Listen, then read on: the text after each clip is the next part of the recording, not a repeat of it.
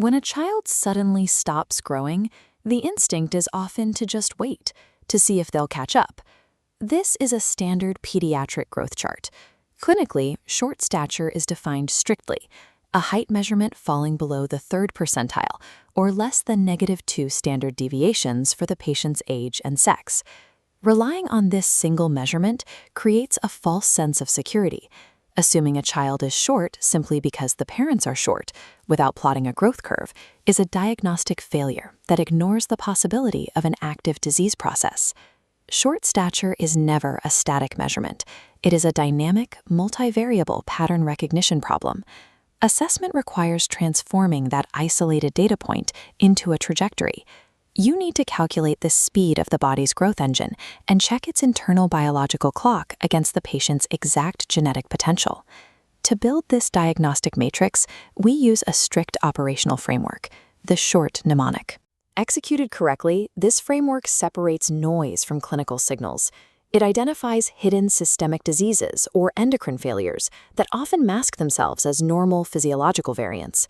Applying this exact matrix ensures that all clinical decisions are based on data-driven deduction rather than just anecdotal observation. We begin with the S in the SHORT framework, statiometer and serial plotting. You cannot establish a trajectory without a minimum of 2 coordinate points. Establish a baseline using at least 2 accurate measurements, taken ideally 6 to 12 months apart. That trajectory leads us to the H, height potential. This calculation determines if the child's current height is consistent with their family's genetic history. Calculate the child's projected adult target using the mid-parental height formula. Add the parents' heights, adjust 13 centimeters for gender, and divide by 2. If the child's projected height curve lands more than 10 centimeters below this target zone, the growth pattern is abnormal. This deviation is a clear indicator of potential pathology. Calculating genetic potential replaces clinical assumptions with mathematical evidence, proving whether a child's growth is truly restricted. Next is the O, observe the body pattern. Before ordering a single lab test, looking at weight, proportions, and dysmorphism provides the first clinical filter. This matrix shows the divergence between systemic illness and endocrine pathology based on weight and height. In a systemic pattern, weight drops first, producing a short, thin child. In contrast, endocrine conditions preserve weight while halting height, producing a short, heavy child. Briefly checking for disproportionate short limbs against a normal trunk will quickly isolate skeletal dysplasias, like achondroplasia, from systemic issues. Once the physical pattern is set, we measure the R, rate of growth, or growth velocity. This is the most significant discriminator in the entire framework. Calculate the speed of the growth engine, divide height gained by months between measurements, and multiply by 12. Normal growth follows a decelerating curve.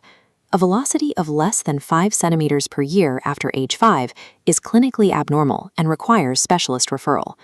Analyzing weight distribution alongside growth velocity distinguishes physiological variations from metabolic failures. The final letter, T, stands for time, specifically the assessment of skeletal maturity through bone age. Bone age is typically assessed with a single X-ray of the left hand and wrist. This metric provides an estimate of the child's biological development. It must be compared against their chronological age to identify discrepancies in the rate of maturation. A bone age delayed by more than 2 standard deviations from the chronological age is a strong indicator of either endocrine disease or constitutional delay. Bone age reveals how much growth potential remains, providing the final piece of evidence required to categorize the patient's phenotype. With the variables mapped, we enter the synthesis phase. Combining growth velocity, skeletal maturity, and genetic potential allows us to categorize the 3 major diagnoses. Diagnosis 1 is familial short stature. In this case, the growth engine is moving at a normal speed, but within a smaller frame. The parents are short, resulting in a low height target. However, the growth velocity is normal and the bone age matches the chronological age. This is a healthy variation. Diagnosis 2 is constitutional delay of growth in puberty, the late bloomer.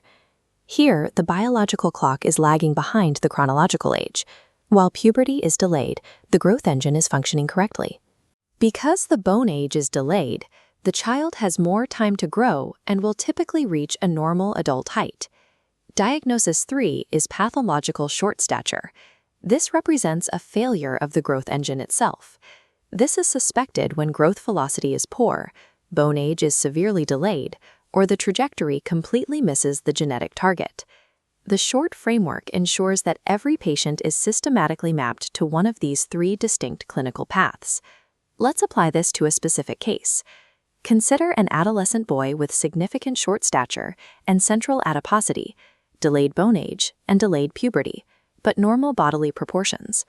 Running the variables through the matrix shows proportionate short stature, a delayed biological clock, and increased weight.